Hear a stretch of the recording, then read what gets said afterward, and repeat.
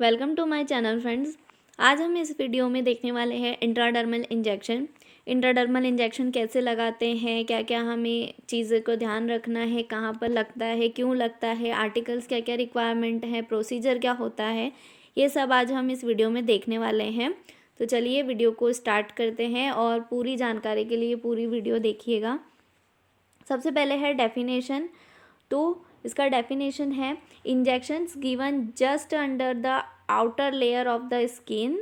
जो intradermal injection है वो जो हमारी डर्मिस लेयर होती है, ठीक है। आपको यहाँ पर स्किन का डायग्राम दिख रहा है। ये जो लेयर है, ब्राउनिश जो लेयर है, ये है डर्मिस। तो ये कौन सी लेयर है? आउटर लेयर होती है हमारी स्किन की। इस आउटर लेयर के जस्ट नीचे अगर कोई इंजेक्शन हम दे रहे हैं तो वो इंजेक्शन कहलाता है इंट्राडर्मल इंजेक्शन।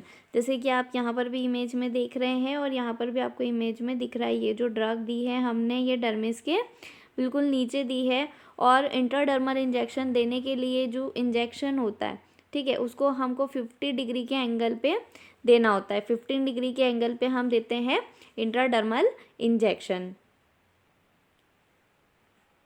नेक्स्ट है, एक और डेफिनेशन है, injection into the dermis where blood supply is reduced and drug absorb slowly.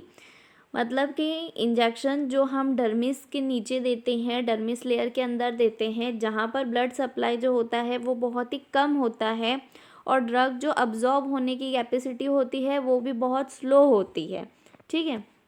आपको इमेज में दिख रहा है जो इंट्राडर्मल इंजेक्शन होता है वो हम कितना 15 डिग्री में यहाँ पे दे रहे हैं। और आपको इंट्रामस्कुलर अगर देना होता है तो 90 डिग्री, जिसकी ऑलरेडी वीडियो मेरे चैनल पर है, आप जा कर के देख सकते हैं। और जो सबक्यूटेनियस इंजेक्शन होता है वो 45 डिग्री के एंगल पे दिया जाता है। नेक्स्ट है एनाटॉमी ऑफ स्किन। तो ये मैं पहले ऑलरेडी डील कर चुकी हूँ, तो इसलिए हम इसमें स्किप कर रहे हैं ताकि वीडियो लंबा ना हो। नेक्स्ट हम देखेंगे पर्पस। तो टू परफॉर्म सेंसिटिविटी टेस्ट, अगर हमें सेंसिटिविटी टेस्ट परफॉर्म करना है तो हम इंट्राडर्मल इंजेक्शन का यूज़ करते हैं। एडमिनिस्टर वैक्सीनेशन, BCG जो वैक्सीन होता है वो इंट्राडर्मल लगता है। तो अगर हमें BCG वैक्सीनेशन लगाना है तो हम इंट्राडर्मल यूज़ करेंगे। डायग्नोस्टिक पर्पस, अगर हमें कोई डिसीज़ को डायग्नोसिस करना है टेस्ट के लिए, हम भी जो है इंट्राडर्मल इंजेक्शन का यूज़ करते हैं। इंट्राडर्मल हम ड्रग देते हैं, जैसे कि मॉन्टेक्स टेस्ट जो होता है ट्यूबरक्लोसिस के लिए होता है, जो कि इंट्राडर्मली ही होता है। एलर्जिक रिएक्शंस अगर हमें देखना है किसी भी ड्रग का, जैसे पेनिसिलिन, एंटीबायोटिक या किसी सीरम का, तो हम इसका यूज़ करते हैं। और लोकल ट्रीटमेंट जैसे कि ल्यूकोडर्मा, जो ल्यूकोडर्मा होती है वो एक स्किन का डिसीज़ होता है, अगर वो है और उसको लोकली ट्रीट करना है तो भी इंट्राडर्मल इंजेक्शन का यूज़ किया जाता है। अब साइट्स क्या क्या है इंट्राडर्मल इंजेक्शन की? तो यूजुअली जो है पामर इनर साइड जो है फोर आर्म की, वो यूज़ की जाती है यूजुअली हर प्रोसीजर्स में। अगर आप इंट्राडर्मल देखेंगे तो ज़्यादा से ज़्यादा जो है फोर आर्म का इनर जो साइड होता है उसी को यूज़ किया जाता है। अपर चेस्ट, यानी आपको इमेज में दिख रहा है ये अपर चेस्ट, यहाँ पर भी दे सकते हैं। सब कैप्युलर रीजन ऑफ द बैक, ये जो सब कैप्युलर रीजन होता है बैक का, इसका भी यूज़ किया जा सकता है। अपर बैक में भी इसको दिया जा सकता है। नेक्स्ट है डेल्टॉइड रीजन। BCG जो वैक्सीनेशन होता है बच्चों में वो डेल्टॉइड रीजन में होता है। और डायरेक्टली अगर हमें डिसीज़ का ट्रीट करना है तो हम डायरेक्टली जो पैचेस हैं उनके ऊपर, जैसे आपको यहाँ पे इमेज में दिख रहा है, ये डायरेक्टली इन पैचेस के ऊपर भी हम ये इंट्राडर्मल इंजेक्शन के थ्रू, इंट्राडर्मल के थ्रू क्या कर सकते हैं, मेडिकेशन दे सकते हैं। अब नेक्स्ट है कि जनरल इंस्ट्रक्शंस क्या क्या हमें ध्यान रखना है इंट्राडर्मल इंजेक्शन देते समय। तो this is a painful procedure and is use only for small amount of solution. मतलब कि जो इंट्राडर्मल है वो एक पेनफुल प्रोसीजर होता है ड्रग एडमिनिस्ट्रेशन का। और इसमें क्या होता है कि small amount of solution, small amount of drug ही आप दे सकते हैं इसके थ्रू।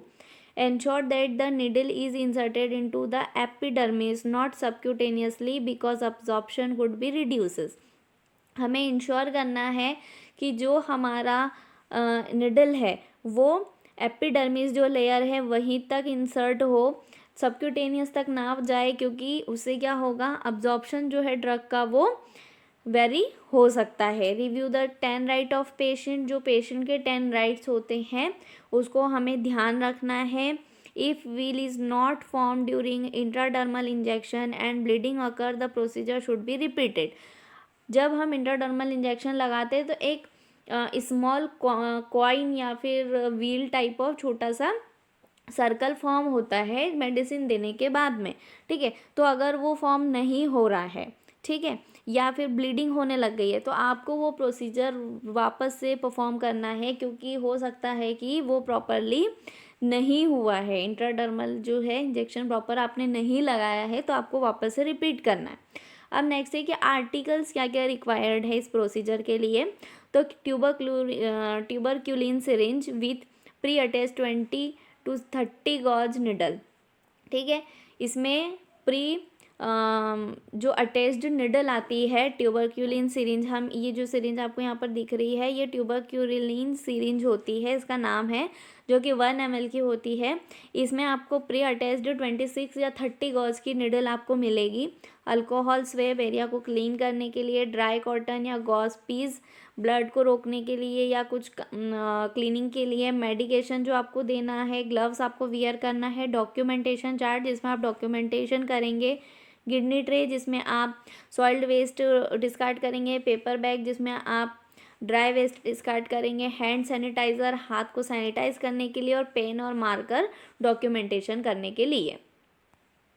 नेक्स्ट है स्टेप्स ऑफ प्रोसीजर। अब प्रोसीजर आप करेंगे तो आपको कैसे करना है, तो check the physician order for medication. आप जब भी, भले आप ओरल मेडिकेशन दे रहे हैं, आप इंट्राडर्मल दे रहे हैं, IM दे रहे हैं, सबक्यूटेनियस दे रहे हैं, आप IV फ्लूइड दे रहे हैं, आप भले कुछ भी दे रहे हैं, अगर आप किसी पेशेंट को मेडिकेशन दे रहे हैं तो आपको फिजिशियन का जो ऑर्डर चार्ट है उसको अच्छे से एक बार देखना है, पढ़ना है।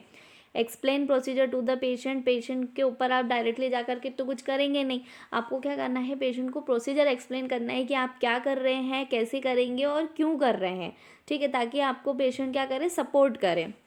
आस्क पेशेंट इफ़ ही और she know history of allergy, आपको पेशेंट को पूछना है कि उनको प्रीवियस कोई एलर्जी का हिस्ट्री तो नहीं है। आपको हैंड वॉश करना है या फिर सैनिटाइज करना है, और आपको ग्लव्स वियर करना है ताकि आप इन्फेक्शन से पेशेंट को प्रिवेंट कर सकें और आप खुद को भी कर सकें। प्रिपेयर मेडिकेशन फ्रॉम एम्प्यूल और वाइल, जो भी मेडिकेशन आपको देना है आपको उनको निकालना है एम्प्यूल और वाइल में से। Ask for assistant with children, अगर आप बच्चे के ऊपर कर रहे हैं, ये जैसे आपको BCG वैक्सीनेशन लगाना है बच्चे को, तो आपको किसी से हेल्प लेना है, क्योंकि आप अकेले उनको नहीं लगा सकते हो, ठीक है। वो आपको क्या करेंगे, डिस्टर्ब करेंगे या परेशान करेंगे। सिलेक्ट अप्रोप्रिएट इंजेक्शन साइट, आपको कहाँ पर इंजेक्शन लगाना है वो साइट आपको सिलेक्ट करना है। Stretch skin over the site with 4 finger और थंब, आपको क्या करना है, जो साइट है वहाँ की जो स्किन है उसको क्या करना है, स्ट्रेच करना है 4 फिंगर से या फिर थंब की हेल्प से। देन क्या करना है, insert the needle 50 degree slowly into the skin and inject medication, आपको जो निडल है वो ट्यूबरक्यूलिन सिरिंज में जो आपको निडल थी वो आपको क्या करना है, इंसर्ट करना है, मीन्स 50 डिग्री के एंगल पे आपको इंसर्ट करना है और आपको जो मेडिकेशन है वो इंजेक्ट करना है। नोटिस अपीयरेंस ऑफ बल्ब या wheal approximately 6 mm mosquito bite, मतलब आपको उसके बाद क्या करना है, नोटिस करना है कि बल्ब फॉर्म हुआ है नहीं, wheel type of circle form हुआ है कि नहीं, 6 mm का वो हो सकता है। जैसे कि हमें मॉस्किटो बाइट होती है तो जैसा होता है ना रेडिश और राउंडिश, उस टाइप ऑफ फॉर्म हुआ है कि नहीं। Withdraw needle, gently apply gauze piece, do not massage. अब आपको क्या करना है, आपने देख लिया मेडिकेशन आपने उसमें इंसर्ट कर दी और आपको ऐसा व्हील टाइप ऑफ शेप भी दिख गया, 6 mm तक हो सकता है, तो आपको क्या करना है, निडल को विड्रॉ करना है। और हम IM में क्या कर रहे थे, हमको मसाज करना था, बट हम इसमें मसाज नहीं करेंगे, आपको जेंटली क्या करना है, गॉज पीस को वहाँ पर अप्लाई कर देना है, मसाज नहीं करना है। Draw a circle around injection site with pen, आपको इमेज में यहाँ पे दिख रहा है, यहाँ पे क्या है, सर्कल आपको ड्रॉ करना है पेन से, वहाँ पर आपको डेट और टाइम लिखना है एडमिनिस्ट्रेशन का कि आपने कब मेडिकेशन एडमिनिस्टर करी है। कंफर्टेबल पोजीशन आपको पेशेंट को प्रोवाइड करना है और पेशेंट को आपको ऑब्जर्व करना है 10 to 15 मिनट्स तक आफ्टर द इंजेक्शन आपने जो दिया उसके बाद में, ताकि कोई भी एलर्जी का अगर रिएक्शन हो रही है तो वह आप उसको देख सकें।